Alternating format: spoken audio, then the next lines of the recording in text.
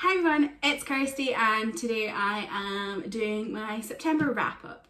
Sorry if the lighting's like moving constantly. I use natural lighting and it's a quite cloudy day in Scotland today, like it's going between clouds and like blue skies, so who knows what's gonna be like the lighting in the course of this video. So I read 8 books in September. It was quite a good reading month for me. Well, like, I think I could have read more than 8 books in September, but the first couple weeks of September I was quite busy. Like, my parents came down and we were out the house quite a lot because, like, we were doing some, like, they were helping me buy stuff and house improvement stuff, and it was a lot. But yeah, so, like, I was, like, buying a car at the beginning of the month, so I was, like, going and looking at new cars and stuff. And yeah, so I bought a car. That's like my big purchase of the month and my big purchase of the year. I made a joke to my friends that like last year I bought a house in September. Like, well, I got it on the 31st of August, so like September, that kind of time. And then I bought a car this year in September. So like what's next year's big purchase gonna be? Although I'm very poor now with all these big purchases. But yeah, so that's what I did at the start of September. So I was a bit like, I didn't read very much at the start of September. So I think had I not been doing all that, I would have read even more. Yeah, so let's get started in the books I read. The first book I read was I Love You So Mochi by Sarah Kuhn. I read this on audiobook. Yeah, I read this on audiobooks and script.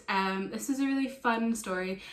It's about a girl who is Japanese. She's not doing very well in school, and her parents decide to send her to stay with her grandparents in Japan. She's never met her grandparents before, so it's like quite awkward beginning first encounter.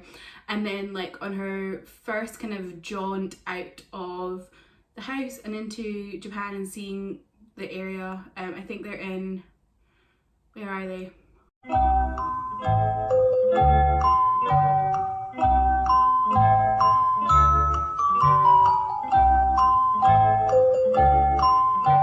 Kyoto.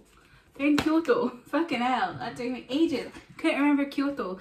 So it's like her grandparents live in Kyoto, so her first kind of jaunt out into the streets of Kyoto, she bumps into a mochi, what's the word? What are they called? Mascot. A mochi mascot for a local mochi shop. And they kind of hit it off a bit, and then he's like, let me be your guide, because they're both kind of attracted to each other clearly. And yeah, it was just like a really sweet story. It's about like finding yourself, because the lead character, whose name I've forgotten because I read this a month ago, she's like in this new city where she doesn't know anyone, but she feels like she's beginning to connect with herself, but she also feels a bit not connected because living in America, she just doesn't feel like she belongs there because of her heritage. But she also, when she gets to Japan, she doesn't feel like she belongs there because she doesn't speak Japanese. But she kind of finds herself along the way, and it's just a really lovely coming of age story. And I really enjoyed it. I'm a huge fan of coming of age stories. They're like one of my absolute favourite like things to read as a coming of age story or watch on TV. Like I love coming of age movies. Those are my favourites. So yeah, I love this one. The audiobook was really good. I think it's read by the author. It's just really well produced and I really enjoyed it. If you have a Scribd membership, it's on Scribd. So yeah, I thoroughly recommend that if you're looking for a lovely coming of age story. So then I listened to The Voting Booth. I got this on Libro.fm because I'm part of their influencer program. So this is a short story, not a short story, but a shorter novel. And it's like one of those told in a day kind of formats, a bit like Sun Is Also a Star by Nicola Yoon. Like that kind of everything happening in one day, people bumping into each other who they've not met before kind of thing. So this is about a girl who, again, forgotten the names, I'm so sorry. A girl whose mission it is to try and get as many people to vote. And this is the day of the election in America. Or is it the presidency? I can't remember. It's the day of an election. I can't remember if it's presidency or like senators or whatever, or the House. but it's an election, and her goal is to get everyone in her community to vote because she's just so impassioned about it. She's really, like, she finds it just so important. I also find it very important that everyone should vote. And yeah, so that's her goal. And then she bumps into a boy who is his first time voting, and it turns out he's not registered to vote in the area he thought he was. He's registered to vote at his dad's house, which is like a couple towns over, or like a couple suburbs over. So he has to go and figure out where that is, and so when she bumps into him, she's like, she takes it upon herself, and that's her thing of that day, that she's going to make sure he gets his vote done. So they go to that area, and then there's just a whole big thing, and yeah, and it's just about like, it's just like about like the importance of voting and what it means to people, and like that, just that kind of thing. And I just really enjoyed it.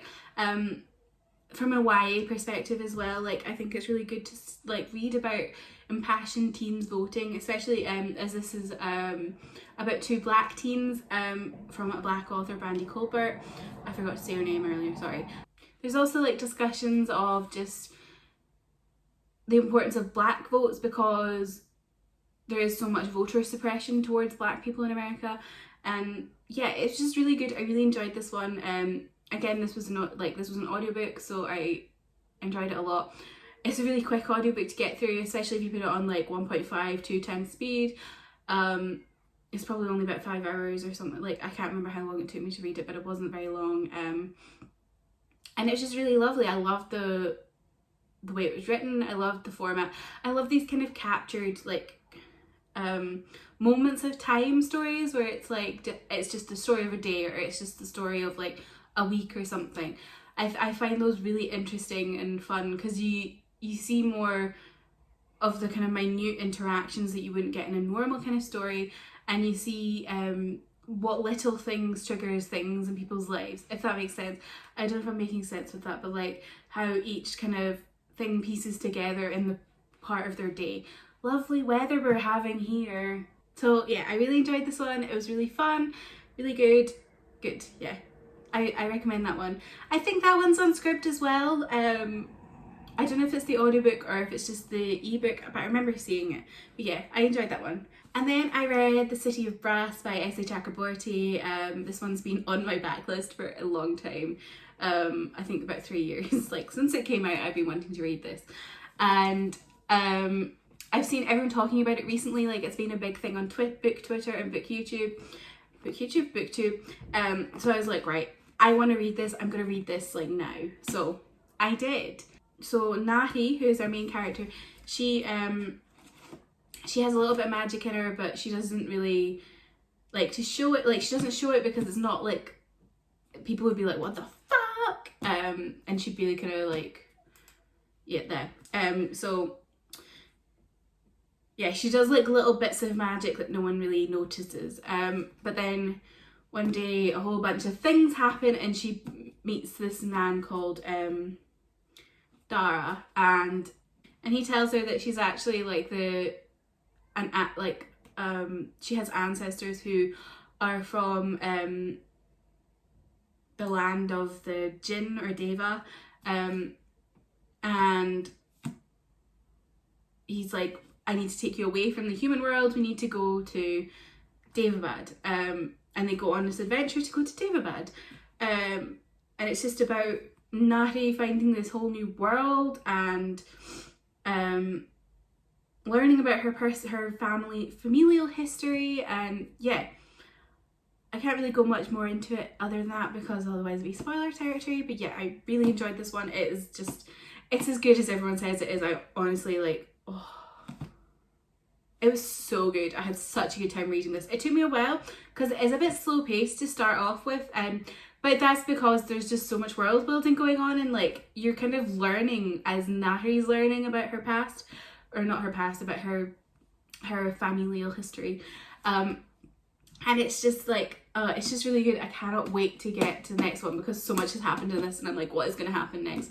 I think I'm going to try and read that in like November or December, because October is packed for me with arcs, and I want to read The Dragon Republic in time for the Burning God next month, so this one will be after that, I think. But yeah, I really enjoyed this one. I would recommend it. Although I've heard the audiobook's not very good on this. I think I heard Fatwa saying that the audiobook kind of butchers all the names and stuff, so just be aware of that. But yeah, I really enjoyed this. S.A. Chakraborty's writing is just phenomenal. I just felt so enraptured and in the plot of this book, and yeah, I really enjoyed it. Then I got into, like, I don't know if I've ever mentioned this on my channel before, but I'm not really a crime thriller person. I'm not like into that kind of stuff, because when I grew up, my parents watched every single like crime show and thriller show on the planet. Like, if it had cops and it was like about finding out people killing people, my parents watched it. So yeah, that's why I don't really like crime and thriller, because I feel like I can just guess all the twists now. But I just like, I watched Knives Out with my dad. I watched it before, but then when my dad came down, we watched it again then. And I was just like, I actually really enjoy murder mysteries, like when it's like all within a contained environment. So kind of like your Agatha Christie kind of stuff, like Murder on the Orient Express, that kind of thing. I really enjoy that kind of vibe, like Knives Out was. So I was like, right, I'm going to try read a book about this. And I was like, do I have a book like that anywhere? And then I remembered that I had the guest list on Libro.fm by Lucy Foley. And so I was like, okay, I'm going to read this, because I saw everyone talking about it at the beginning of the year. Not the beginning of the year, but like May time, because it was a book of the month pick. So I was like, okay, I'm reading the guest list. I'm going to give it a go and see if this like hits me, because I was just in that mood. Like, I feel like because I am such a mood reader, and I've been dealing with being a mood reader for a while, I kind of know my moods now. So I was like, okay, this is what I want to read. Picked it up, and it was just exactly, it hit the mark perfectly. It was just exactly what I wanted to read at that time. So the audiobook is really good. It's like, it's a full cast audiobook, which is my kind of favourite audio kind of book style. When it's like stuff like this, it really works. And it's like it shifts perspective quite a lot, so it works well, because I think you'd get confused if you had the same voice for everyone. So the guest list, it starts off telling you that there's been a murder at a wedding and on this tiny island off the coast of Ireland. But they don't tell you who's been murdered. So you go through the course of the day before, trying to figure out who's been murdered and who murdered them. And it's just, it was really good. I really enjoyed it.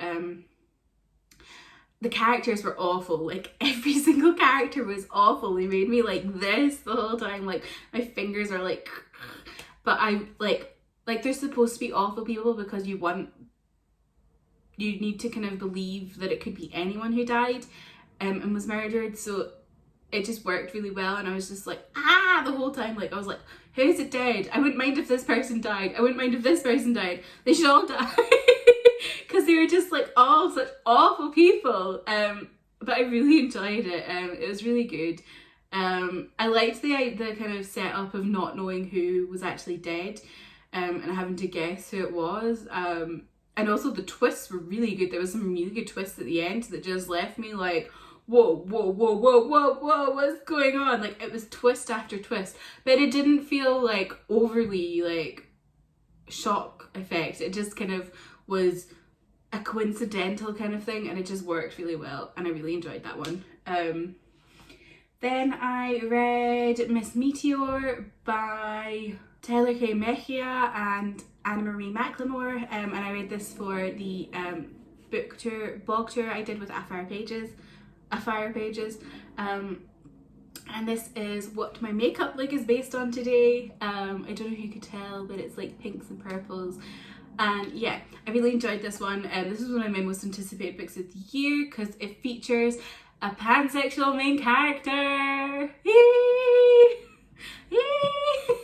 There's not many of them, so I get excited.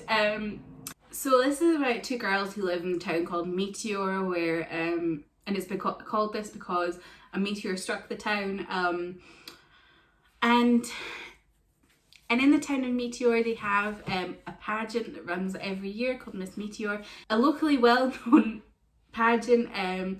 but it's like your standard pageant. Everyone looks like, it's all skinny tall white girls who are just very, very beautiful. And Lita, who is our main character, decides that she wants to run in Miss Meteor pageant, and she feels like she can really do it. But she is not the kind of typical normal person, like normal like look of someone who would be in the pageant, because so she's short and she's kind of chubby and she's Latinx, and yeah, and she gets in contact with her friend, someone who used to be friends with her called Tiki. They fell out a few years ago, but Tiki has a sister who came second in the contest, so so Tiki decides to be Lita's manager, and it's just about rekindling friendships and finding yourself, and it's about finding yourself and loving yourself in a world where people don't like fat people and people don't like people who look different. And it's just lovely, and I love the like friendships, and it has 2 friends to lovers in it, but to put this out there, because I thought when I like looked in, like when I first saw it, I thought this was about the 2 girls getting together, but it is not. It is about it's not a sapphic book, but it has 2 friends to lovers, and it's just so good.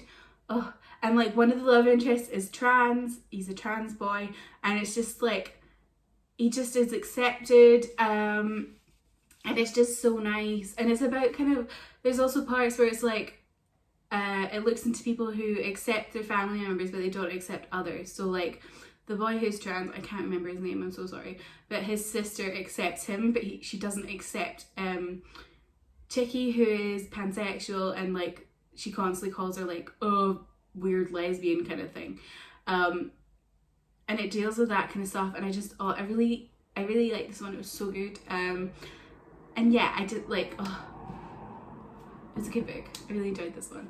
And then as part of the Schwab read along that my friend Kate is hosting along with Alison, I read Vicious by V.E. Schwab.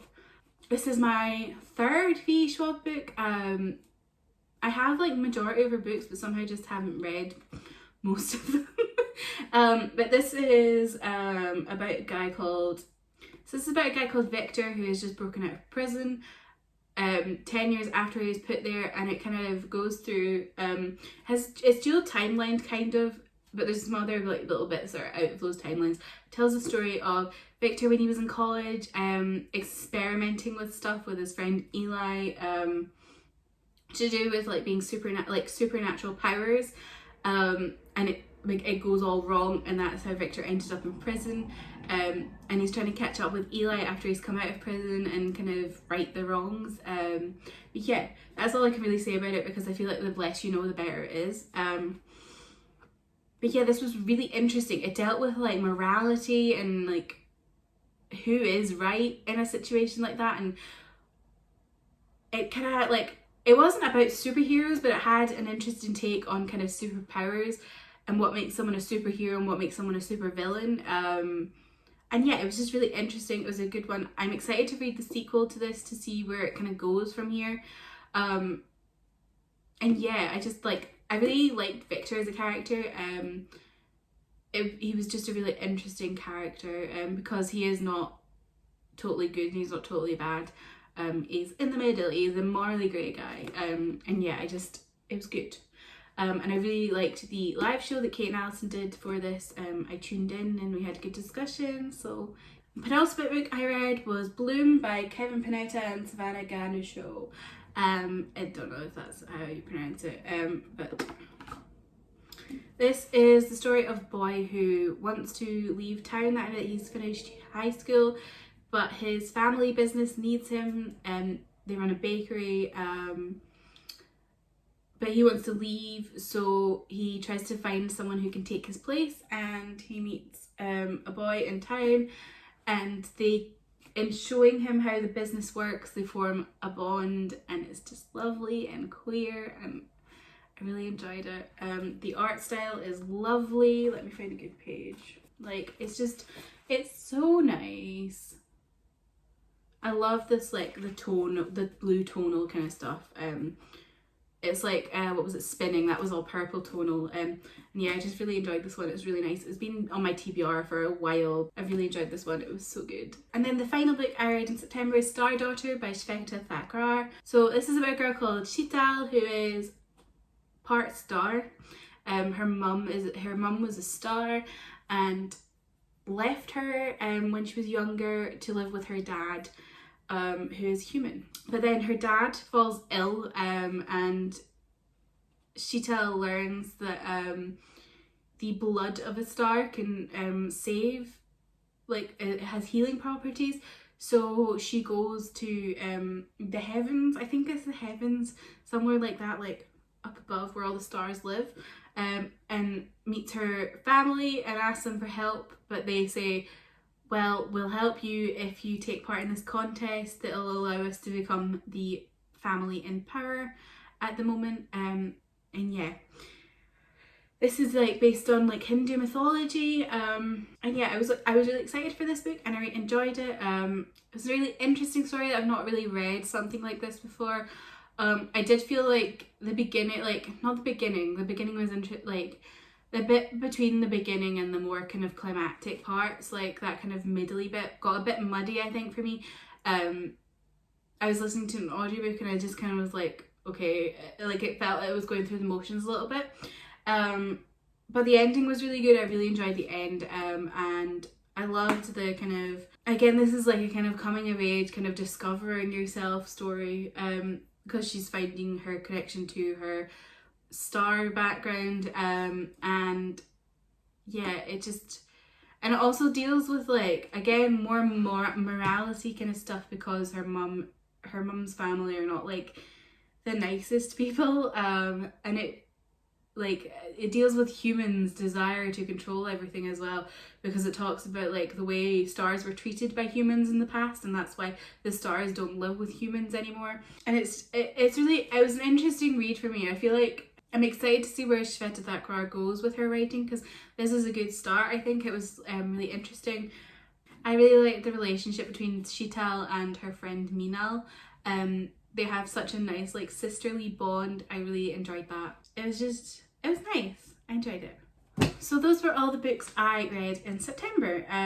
What was your favourite read in September? Let me know. I love hearing what people read and if it's something I'd be interested in. Thank you very much for watching. Be sure to leave a like, comment and subscribe, all that good stuff. Bye!